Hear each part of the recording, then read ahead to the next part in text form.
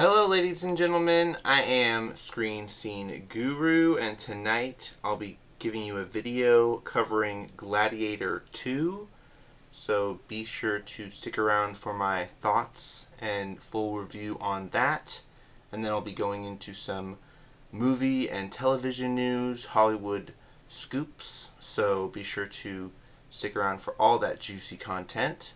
But going into my full-on Gladiator 2 review, I have seen the first Gladiator. I have the DVD from the Russell Crowe original. I believe it came out in 2000 or 2001. It was a great classic film. I've just recently watched it in the last 6 months, and I thought it was fantastic. Really liked the storytelling. Ridley Scott. Really like him, even though some people have been giving him mixed reviews in his latest couple of films, like Napoleon, and of course there was another one with Adam Driver. I believe it was called The Last Duel. Got some mixed reviews. But I was really excited to check out this Gladiator 2. It's a stacked cast. It's got Denzel Washington, Pedro Pascal, Paul Mescal, and then also, let's see, going down a little bit into the cast, we also got Colleen Nielsen from the original film. So that was really cool to see. We also got Peter Mashaya from 300, so that was really cool. But yeah, it's a very interesting stacked cast.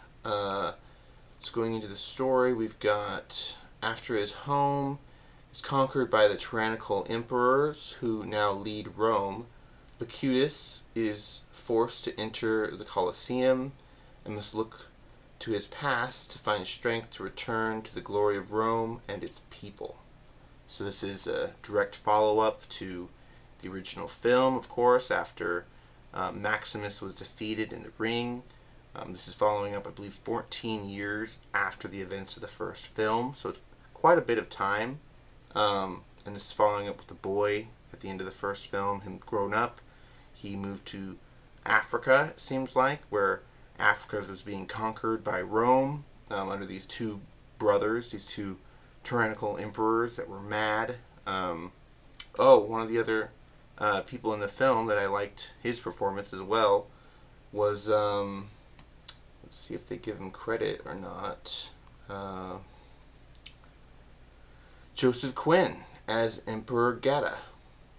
Even though they cut his head off in the film, which I thought that was kind of disrespectful, but I guess him and Pedro Pascal both play in Fantastic Four, so I guess it was kind of a practical joke to have him in the movie and then cut off his head. And Pedro Pascal dies in the movie as well, so it's kind of a bit of a satire joke. They're both in that in the Marvel film. And Denzel, we've heard rumor of him coming into Black Panther 3. So technically there's 3 actors in there that are from Marvel. But I just thought that Paul Mescal's character kind of didn't really have anything to really fight for after his wife was killed. I know there's this whole story of him trying to get revenge and kill this general, and then he finds out the general's been married to his mom and trying to protect his mother. So there's that arc in the movie. It was similar to the Spartacus show, which I was a really big hardcore fan of. But of course this movie, they didn't have a lot of the underground fights and the, of course, nudity that they would usually show off in these films. I thought Ridley Scott kind of kept it tuck for the audience. You know, they didn't want to show off too much, which was good, even though he did show off the double sword beheading, classic move. And the CGI monkeys I thought was a fascinating choice. They didn't want to use real practical monkeys, of course. They used CGI. So that was a little bit interesting. So the plot after, of course, Paul Mescal is taken in by this leader of slaves, played by Denzel Washington, takes a little bit of a back seat when it comes to authenticity and everything, you know, given the times. Not a lot of black people owned slaves, but it was very interesting to see that, you know, this was a a man that was under the original ruler from the first Gladiator. He knew all the people to get close to get control of the emperors, and after he had the one emperor kill his brother, he basically ascended the throne, taking control of the armies, marching on Rome, and then of course we see the big battle at the end of the film, which I thought kind of ended a little anticlimactic. It was kind of confusing with them showing off the same sequence of events. The dad was going off into the reeds.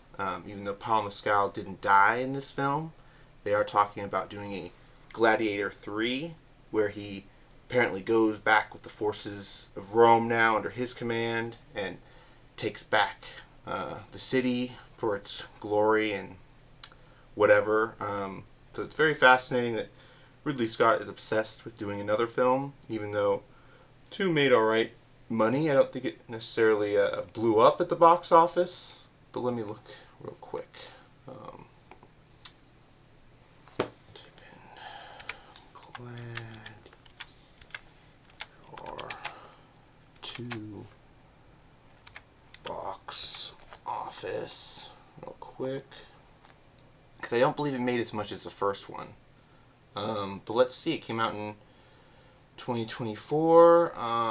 It made approximately $462 million worldwide, with $172 million domestic in the United States. According to Box Office Mojo, while the film was a success internationally and had a strong opening, its significant budget, around $250 million, made its theatrical run potentially unprofitable. So unfortunately, didn't do too well in the theaters here, but it did gross a lot worldwide. Going into this context and performing budget versus gross, the film's budget was reported to be around $250 million, making its total gross potentially not profitable based on the typical box office review. Spirits in the theater and making it costs. International success. Gladiator 2 performed well in international markets, with its international gross surprisingly the original Gladiator overseas earning. Oh, it surpassed. Okay, so it did surpass the original. Didn't know that. Domestic performance. The film had a strong domestic launch and was amongst the top 15 highest grossing films of 2024. So that's pretty good. But like I said, the ending kind of left it you wanting more, with Pedro Pascal being dead, and then Paul Mescal not really having anything to fight for after the end of the film. You're kind of wondering, what's the third one going to be about? So yeah, that's very fascinating stuff that Ridley Scott is going to work on a third one, but given the fact that it did make money, so that's cool. Going off into my movie notes and information real quick. We do have quite a bit of news to cover. Starting off with, we've got Paul Walter Hauser has recently joined the cast of the new Zach Cregger's Resident Evil. We've yet to hear who he's going to play, but we have heard that it's going to involve all new characters. They're not relying heavily on game material, source material from the games. We've heard that Zach Cregger wants to create his own original story, the original characters. So that's very fascinating to hear. Then we've got, story goes, Tom Holland is currently in the hospital after a stunt gone wrong, apparently on the set of Spider-Man 4. This is just rumor and speculation. We don't know exactly what happened, but apparently he was taken away in an ambulance. So we're all hoping that he does better and is going to recuperate from that. Let me just mark some of these stories that I've already covered real quick. Okay, and then Star Wars Ahsoka Season 2 news just broke, guys. So I do want to real quick whip out my lightsaber if I can.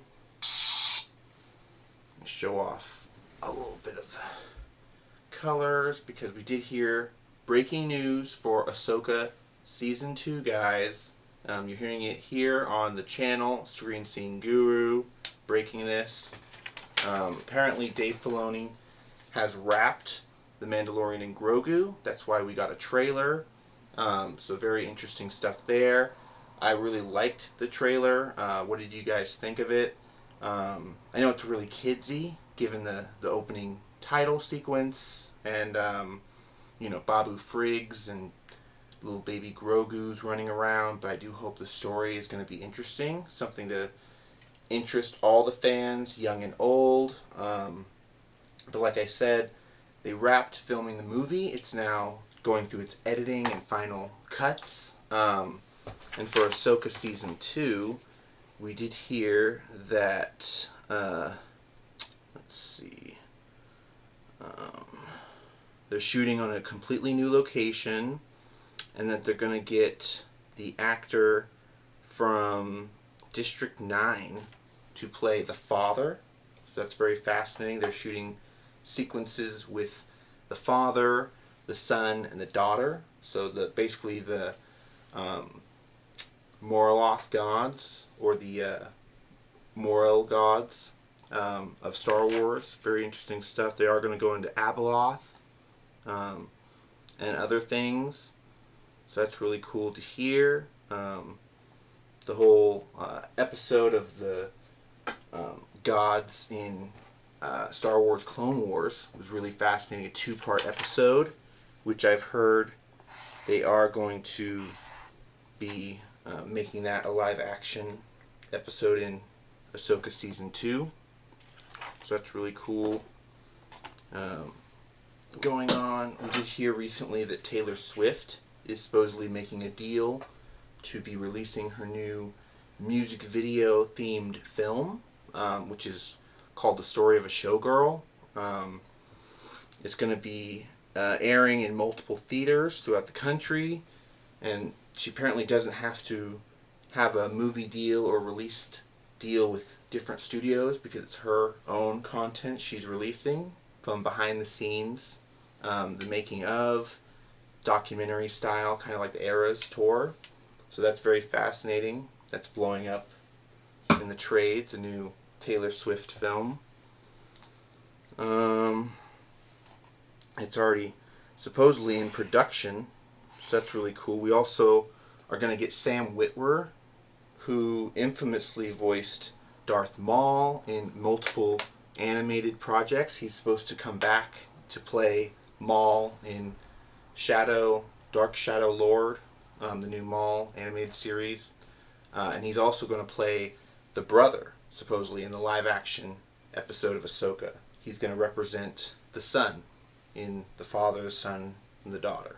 And of course, we're going to get Abeloth as well, the living embodiment of the dark side. But going on, we heard Margot Robbie will star in Attack of the 50-Foot Woman, being made by Tim Burton. So that's very fascinating that Warner Brothers wants Tim Burton to do Attack of the 50-Foot Woman with Margot Robbie. We had heard rumor and speculation about this project getting greenlit, but it didn't have a director or a script written out. Now it seems like they've moved forward with that. So going on, we're also hearing that New Line Cinema is racking in the money with the profits of things like Sinners, and of course Conjuring 4 doing really well, and Final Destination 6. So hopefully we're going to be getting a whole new line of slate movies coming out in 2026 from New Line, even though a lot of people are dogging them and talking about, oh, what comes out of New Line that is real classic films. Well, they've had several classic films this year that numerous people really liked out of New Line. So thought I'd give a big shout out to them.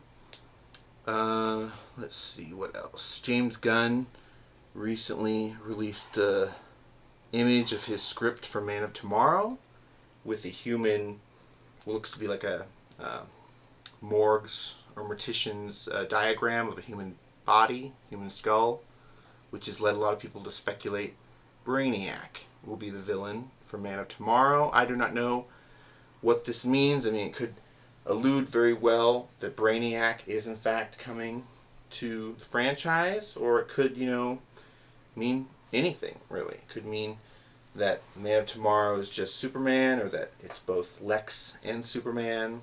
A lot of people have speculated that. Going on, it's apparently the second draft of the script as well, so that's kind of fascinating that it took James Gunn a second take, a second draft of the script. Even though the Superman movie was pretty good, I thought, and Peacemaker 2, Season 2 is doing really well as well. But going on from that, James Gunn also discussed his Gods and Monsters, talking about how everything's still going as planned. Then Supergirl discussed it's going to be a darker toned film. Alright, let's go into the Mandalorian and Grogu stuff real quick, because they did drop the full trailer. I really liked that they brought back the Razor Crest. I thought it was freaking awesome to see. Not exactly sure how they're going to incorporate that into the story, because it got blown up. But if you guys watched Star Wars Episode 9, Rise of Skywalker, the end sequence where all the spaceships show up, the Razor Crest is there. So very fascinating stuff. I think this season, or this movie, should we say, in 2026, will maybe potentially build up to the rise of the First Order. It'll be filling in the dots between Episode 6 and 7. So the 30 plus years where we don't know what exactly happened with Luke, Han, and Leia. I'm not exactly sure if they'll go all out and actually give us Luke, Han, and Leia like we've been promised with the Timothy Zahn Heir to the Empire storyline. I read up to the second book, and I've gotten halfway through it, but I haven't finished it. And I don't know how much lore they're going to use from that. I do hope Thrawn returns. I'd really like to see what they're going to do with that character, because I think that could be a lifelong Star Wars villain they could really build up to, like Thanos. But so far we've only gotten him in the Ahsoka live-action show and Rebels. So it's kind of hard to do a Thanos villain when you've only got him in 2 projects. But that's very interesting stuff. Hoping to see some more, stormtroopers with different armor in the Mandalorian and Grogu. Maybe some more Force users introduced. I'd love to see Cal Kestis, if they'd ever have the balls to put him on the screen. But going on from that, let's see. We've also got, discussed all that. Jimmy Kimmel is set to return. He's actually he aired his comedy special on Tuesday, so he came back on a different air night. ABC Disney agreed to let him come back and to air his opinions and his comedy special, his political satire, after the FCC pushed real hard on him, and they were discussing, firing him, getting rid of him indefinitely. A lot of people were protesting and upset with Disney, calling for them to cancel your Disney Plus account, and they lost about $3.8 billion in just revenue because of people getting upset about things, which led them to have to hire him back. But I've heard that he's just on for the rest of the year, and that then he's going to join a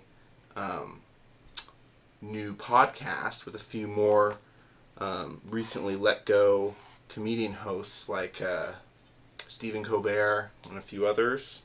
So that's very fascinating to hear about that. What do you guys think of Jimmy Kimmel coming back to the air after this recent controversy, after people really fighting up in arms about free speech and different things like that? Are you excited about him being back? Do you not really care? Let me know. Next thing we got, let's see. Yeah, a lot of people are just speculating about Tulsa King, the new season, dropping on Paramount Plus, which was kind of unexpected. I don't know a lot of people that are watching Tulsa King, but it is a Taylor Sheridan show, so I do recommend people check it out. It's with Sly, so that's really fun. I do believe they're working on a new mayor, Kingstown, so that's really cool with Jeremy Renner. But besides that, oh, and I did hear they are going to do a cattle wrangler series with Jimmy or Jeremy, whichever one, the youngest of the kids from Yellowstone. He's going to be a cattle wrangler or a cattle livestock enforcer, like we've seen in the show, but he's going to get a spin-off. So that's really fasty. But let me know what you guys think of the episode. Did you guys watch Gladiator 2? Did you like it? Let me know down below. You can also comment what your thoughts are on all the movie news, speculation. What do you think of the Mandalorian&Grogu trailer? Did you enjoy it? Are you hoping it's going to be a good film? Are you hoping it's not going to be, like another bland season of television? I think they do have something in store for us with the scenes we got of the AT-ATs walking around on the snow mountain. I know it kind of didn't make sense why they're taking that narrow canyon path, but I do think they have something in store for the fans, young and old, that we aren't exactly ready for. So here's me excited for it. But until next time, guys, may the Force be with you. And ciao. Alrighty. I'm signing off. Bye-bye.